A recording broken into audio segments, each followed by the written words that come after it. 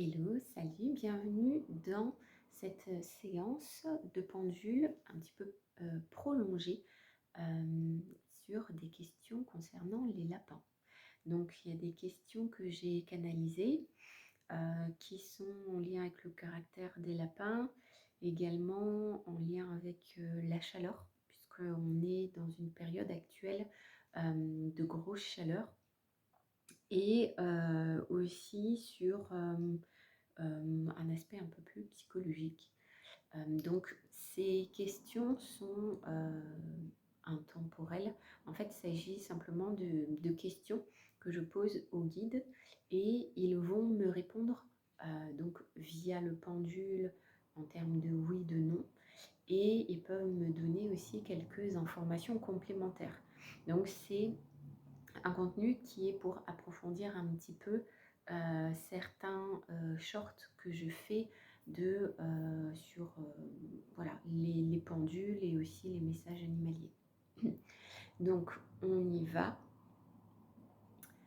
La première question, les lapins sont-ils aussi doux qu'il y paraît? C'est un oui. C'est un oui. Est-ce qu'on est surpris? Je ne sais pas. Je ne pense pas. Ensuite, les lapins ont-ils un amour inconditionnel? Oui, ils ont un grand amour dans le cœur, un amour inconditionnel, c'est-à-dire que ils aiment sans condition. Et c'est pas uniquement le maître. Un amour inconditionnel, c'est aimer, aimer toute vie, toute forme de vie, toute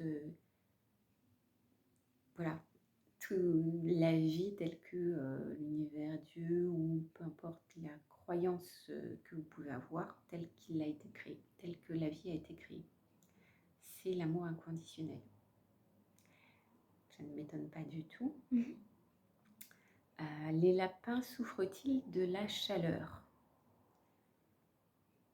Oui. Ça me dit ils peuvent souffrir de la chaleur, mais ce n'est pas automatique. Ça va dépendre des conditions climatiques. Par exemple, de l'indice UV.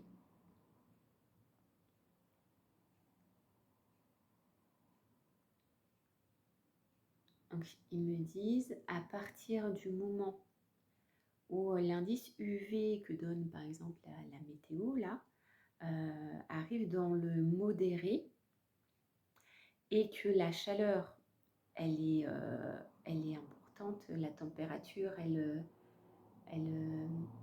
arrive, je vois 24, donc à partir de 24 degrés, c'est bien ça? Oui, tant qu'il tourne dans ce sens là, c'est que c'est ok, hein. Donc à partir des 24 degrés et d'un indice UV modéré, le lapin peut commencer à souffrir de la chaleur. Ajoutez à cela le contexte dans lequel vous vivez, c'est-à-dire l'appartement, comment il est chauffé ou gardé au frais.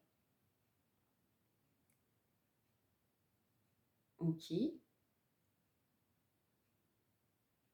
merci. Ensuite, je vais arrêter. Quick. On va passer à une autre question. Les lapins peuvent-ils être déshydratés? Oui, c'est un oui.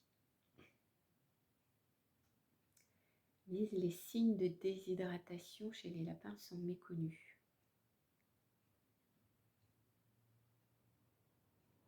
Il est difficile de les voir étant donné que c'est des grosses boules de poils. Donc la peau, elle n'est pas apparente, on ne peut pas voir facilement ce qui se passe.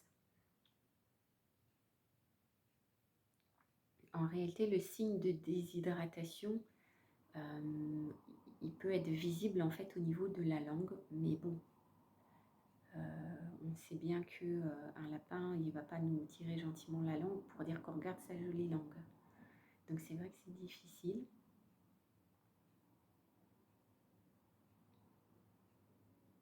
Donc il y a des signes qui existent, mais pour nous ne sont pas perceptibles.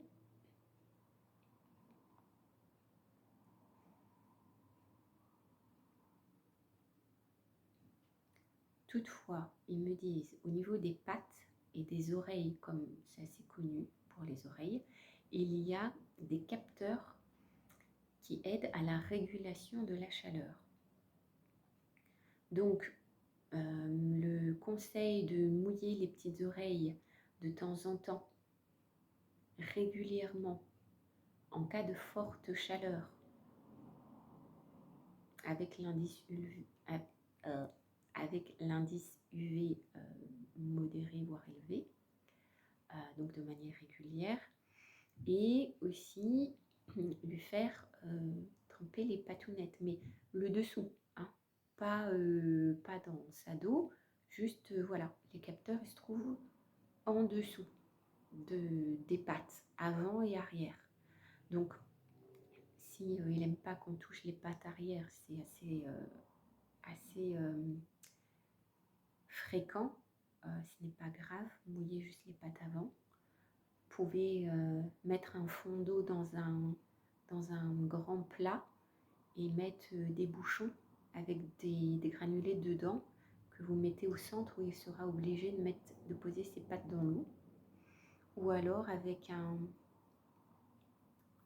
un tissu humide, une serviette humide, vous lui humidifiez un peu les pattes. Comme ça va l'aider à se réguler. Et également, comme voilà, les conseils assez couramment donnés, laisser une petite serviette mouillée par terre, comme ça il peut s'allonger dessus éventuellement, ou même jouer avec. Le mien il joue avec. Voilà, donc super, merci pour tous ces conseils. Alors, on a encore 2 questions.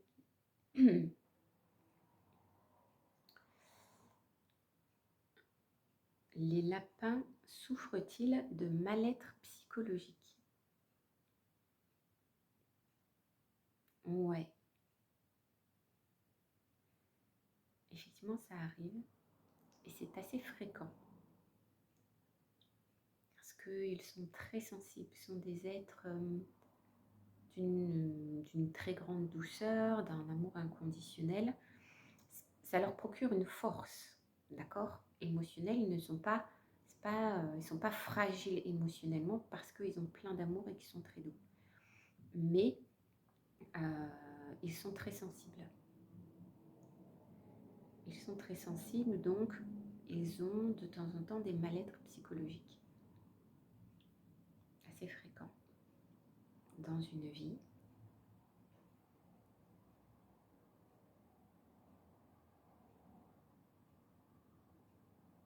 C'est pour ça qu'il est intéressant et recommandé d'apprendre ce qui peut rendre heureux un lapin. Il y a beaucoup de conseils très très bons sur Instagram.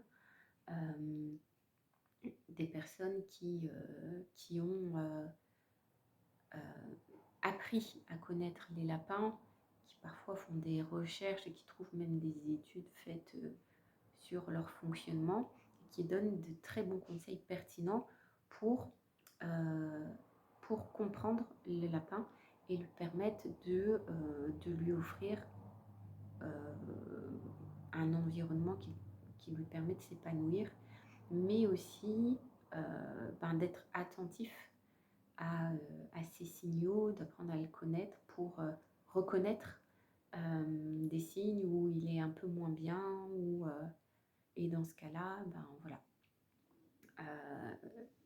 venir le caresser, lui dire des mots d'amour, qu'on l'aime, que c'est un bon lapin, qu'il est fort, qu'il est courageux, enfin voilà, l'encourager, le soutenir.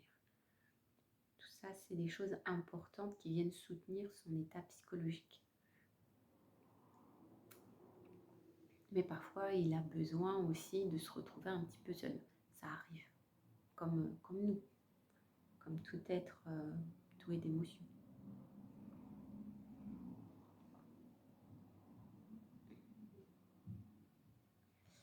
Ok. ici. Ensuite, en tant qu'animaux de proie, les lapins ont-ils peur de tous les animaux qu'ils rencontrent?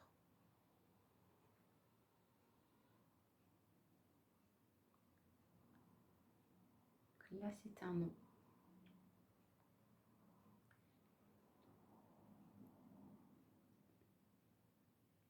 Les animaux ont leur vie et leur propre communication.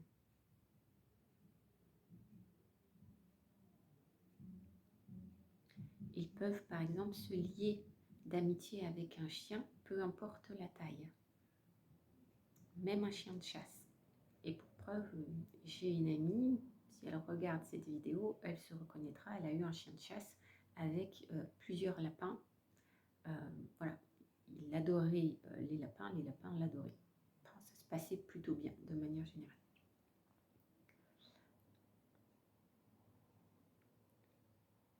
Donc, voilà, il me dit c'est un très bon exemple. Donc, peu importe en fait l'animal, si je comprends bien, c'est vraiment la relation en fait qu'ils créent tous les deux qui importe au final, et c'est pas le fait est que de base dans la nature ce sont des animaux de proie.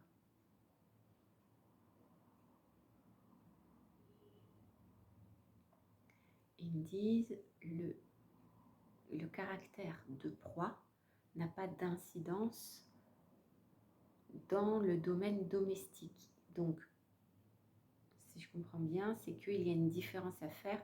Le lapin a évolué dans le milieu domestique, c'est bien ça, et qui fait que le caractère de proie a diminué.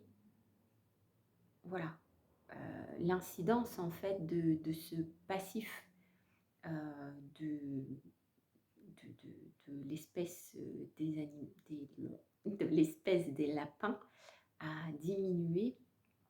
Donc son incidence a diminué au fur et à mesure où les lapins ont été domestiqués. C'est bien ça. Nous n'avons plus d'informations à donner. Ok, bah, merci beaucoup pour toutes ces informations, toutes ces réponses précieuses. Donc, bah, prenez bien soin de vos lapins. J'espère que ça vous a appris des choses importantes et intéressantes. Et n'hésitez pas, si vous avez des autres questions, soit sur un lapin ou sur un autre animal, des choses que vous aimeriez qu'on approfondisse avec le pendule, mettez-moi ça en commentaire ou contactez-moi via Instagram en DM. Il n'y a pas de souci. Et puis je préparerai dans ce cas une nouvelle vidéo en fonction des questions, soit en short, soit en version longue. Voilà, il n'y a pas de souci. N'hésitez pas à me mettre un petit pouce en l'air pour me soutenir. C'est les débuts de ma chaîne, donc je serai super contente de voir vos likes. Sur la petite cloche aussi, vous pouvez cliquer. Voilà, et puis ben, je vous dis à très bientôt pour une nouvelle vidéo sur les animaux.